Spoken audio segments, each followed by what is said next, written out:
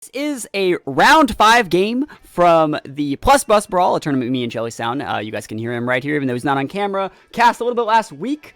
This is going to be Coldinglight versus Moone. Now, there is highlights of both of these players on the YouTube channel already, so you guys can already see how their teams work. We really liked Moone's team versus Zachary, remember? Yeah. So that was like super cool. We got to see that Coco Raichu. But on the other side, Coldinglight was a player, like the first one that we really saw use Ogre. I think Moone's other restricted is Ogre as well. But it's going to be really cool to see how like the Coco Raichu core goes up against Togamaru. Because Togamaru's like the one-stop shop at denying those Pokemon. You know? Wouldn't you agree? Yeah. And that Raichu does. It puts in work. It took a lot of hits. Oh, yeah, it did. It ate like... it ate some attack and a U-turn. It was just ridiculous. Mm-hmm. But, like, historically, like, Coco Raichu really struggles versus Togamaru. So we're going to see how this one goes. This is, you know, game 1 from round 5. I think both of these players do make it into top cut. I think they're both undefeated, actually, right now. So we're going to see how this goes. Let's see where they seed. So I know that I have screen share on for you on Discord so you can see this. But can you hear the music? Yeah. You can? It's very eerie. That's I'm surprised that you can hear it. That's awesome. It doesn't sound the best. Technology is a wonderful thing. Yeah. So hopefully that's not what was causing the issues earlier. Yeah, maybe. So we actually see Coco Raichu. Coco Raichu. That takes balls to lead Coco Raichu into Ogre like Togamaru. Yeah. Yeah, like there must be some sort of discharge spam here. He's going to withdraw Coco. Coco coming up for Rayquaza. We're going to see Real Chaos coming with the host. Rayquaza coming in, though. And Rayquaza Raichu.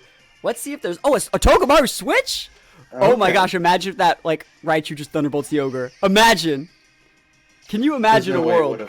There would be no way. No way. Not in my house. Let's see. Fake out. That makes actually a lot more sense.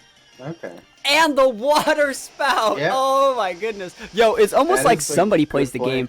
And Raichu living, holding on with a Focus Sash. Alright. Wow. That is a very dominant turn. That Raichu, like, survive things, but it's also got a Sash just chilling? I think it's really funny. So, like, the Lele switched in, and the Togamaru switched out. So, like, if that Coco would have just used an electric attack on Ogre, it would have just hit it in the face. Yeah. That means that's a solid read. Yeah. Who would do that, though? That's greedy, yeah. Like, I don't know. Alright, so we're going to see Mega Rayquaza come in here. Lele looks like it's a Scarf Lele, so it's going for that big Moon Blast. And Rayquaza is going to hold on. That seems to me like it's probably vested, wouldn't you say? Maybe, but I'm not 100% sure on... Most Lele Moon Blasts do a lot to Rayquazas, so we're going to see. If it takes, like, Life Orb damage, it would be Life Orbed, but I'm thinking it's vested. That's how those things usually... eat Moonblast to the face, and we see the Nuzzle get redirected into Togamaru's Lightning Rod. Yeah. The Nuzzle really worked for Moone in previous sets, but Coldinglight... it was devastating. Yeah, Coldinglight not having it. Not today. Mm-hmm. We're going to have the Primordial Seed. He's got your number. You know? Oh, yeah. And then, like, look at this good position that, you know, Coldinglight finds himself in. Rayquaza pretty much has to switch. That pretty much really tells me that it is vested because it can't really protect. And remember, the Fake Out from Togamaru would do a ton of work here. That's a really safe switch into Coco. It makes it so Raichu actually go for stuff. If they actually wanted to go for the read. Oh, right. Raichu's switching. Oh, my goodness. Go for instant. HP probably wants to reset that Fake Out for one last turn. And the double, that's like a double Fake Out reset right there. Yeah. So we'll see. This whole turn could go really weird. Fake Out into what was Rayquaza. And another Water Spout. That's a second full HP Water Spout that's getting slammed into Moone's side.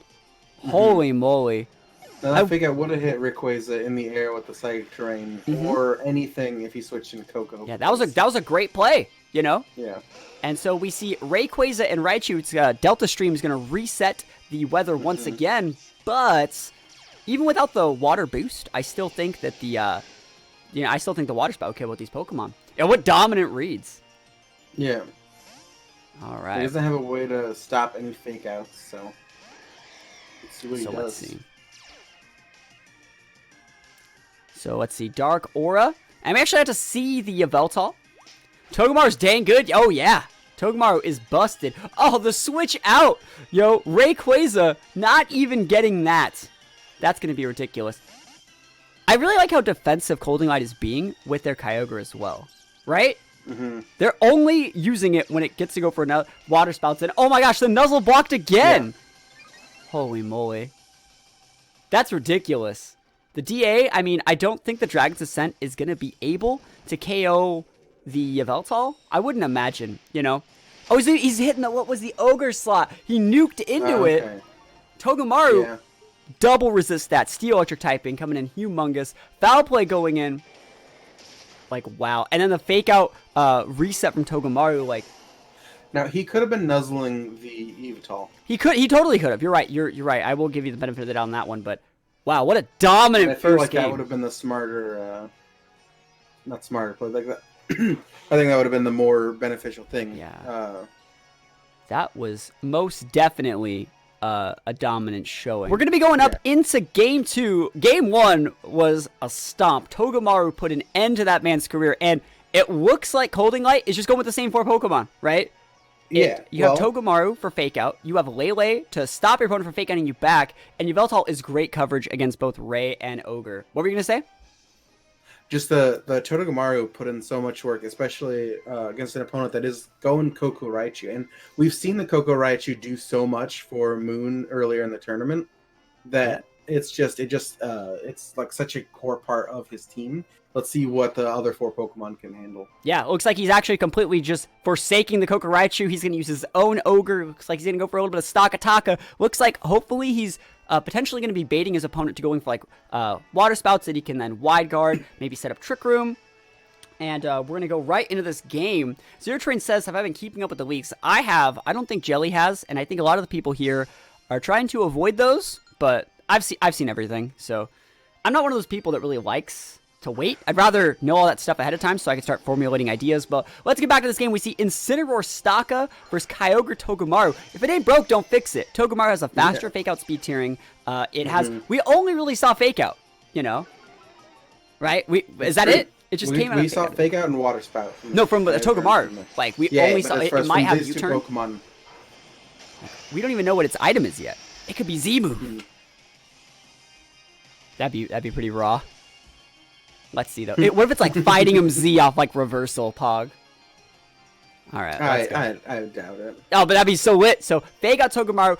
Always a safe play to fake out your opponent's fake out user. And so he goes for the big wide guard. Let's see if Coldinglight takes the bait and goes for that water spout if he goes for a Scald. Oh, Scald! Oh, it's almost like he plays the game. Some players are just too good. Some players are just too good. You can't even that's the first wide guard we've seen in the entire tournament. Yeah, I agree. But, like, it's obvious that was the play, and Coldinglight was not having any of it. He's like, worst case scenario, what's your Incineroar going to do? U-turn me, you know? Yeah. So we see Ogre switch out. This is a really... He wants to be able to get that full HP water spout in, and he doesn't want the airlock to take away his weather. So. Yeah, I wonder if Earth Power is coming in. I wonder if that Togamaru is going to use Sturdy. Or it doesn't have Sturdy, right? It has Lightning Rod, so I wonder if he's going for a Spiky Shield. Possibly. That's really... Because, like, I really thought Yveltal would switch it for Togamaru there, but it looks like it's not because of the way the things switched. Obviously, Kyogre was faster than Incineroar, and I know that Togamaru is faster than Incineroar because of the fake out from the previous turn. You say it could be Sash, it most definitely could be, but would you want to fodder your Sash here? And go for like a Nuzzle into the Ray? Is that like worth it for you? I don't think you need that speed control. I think if he has Spiky Shield, he's doing it. I also know that Assault Vest Togamaru is a very common set. I don't think it eats an Earth Power though. So we'll see. This could be you know, Moone's shot to get back in this game. Dragon Ascent really well. Oh yeah. But I think Earth Power is like the play. Though Dragon's Ascent, he wants that Ogre. He's Dragon's Ascenting the Togamaru slot. I think he thought he was going to switch out for Ray because of how hard that happened in the first game, right? Yeah. So let's see. What's Togamaru going for? What do you think it's a Nuzzle? There's the Nuzzle. Yep, there's the Nuzzle. Right into the Ray. That's so important. I wonder if you ignore the Ray now. I wonder. I mean, there's a good chance that you can. D-Gleam. Oh, I love... He already showed Moonblast in the first one. I love seeing D-Gleam adaptation. I love D-Gleam on Scarf Lele. You know that's what we're about here. And a Zing Zap. Remember, he is intimidated, but that's so big. Origin Pulse is... That's going to do a lot. Yeah. But definitely a better choice than Oh, wow, Togamaru goes down. And Waylay's gonna go down. Oh my gosh, we might have a little bit of a comeback on our hands. I think this is all gonna come down to whose ogre is faster. What do you think? I think so as well. Like, and then if his ogre likes to, if his ogre can get water spouts in safely. Mm-hmm. Oh, and the Yveltal. Which right now, like there's no fake out pressure, right? Yeah, I think you could almost go like protect ogre and like Tailwind if you really wanted to. That's the safe play, but then you have a chance for him to switch in a fake out user, right? All he has left is the Incineroar, but there's still a Psychic Terrain. It's true. Yeah, Yveltal's in a very good spot right now. All right, so let's see it. Switching in the Incineroar. Remember, that's going to do more than just bring in the Incineroar and get that Intimidate in. It's going to make it so Rayquaza can reset the weather and next time it comes back out. Also, Rayquaza gets rid of the stat drops from Dragon's Ascent. So foul play going... Who is it into? Into the Ogre, the hard reads! That's the power. Like, Kyogre, even though it's a special attacker, I think it has like a... Uber. Yeah, it has like 130 base attack. That's a very, very smart play. And this is just a free water spout. Yeah. That was just a sick read. He really looked at it and he's like, well, I'm faster than the Ray, so I'm going to automatically outspeed that, which means I don't need to foul play it, which means as long as I get this Ogre off the board, Ray would go down to the foul play anyways because of the stat drops. That was a really, really good play. And from here, Rayquaza is almost in an unwinnable position. Like, foul play is going to do so much. I forgot the Staka went down. Oh, yeah. Like, you can't say that Moone didn't try their best to bring it back, though. Like, yeah. They got the KO on the Togamaru, the KO on the Lele. It just opened up for a situation where double Uber came on the board. And it was just way too dominant, I feel. But, damn. That was a good one. That was a pretty damn good one. Yeah. Like, I've been saying for a while that, like, Ray Ogre Togamaru is, like, the truth. I mean, it's not even Ray Ogre, it's the Yveltal Ogre. Yeah. It's the I can't beat Xerneas team. But they're undefeated, so what are you going to do, right? Clearly it's been beating some Xerneas. Yeah, clearly it's been doing something.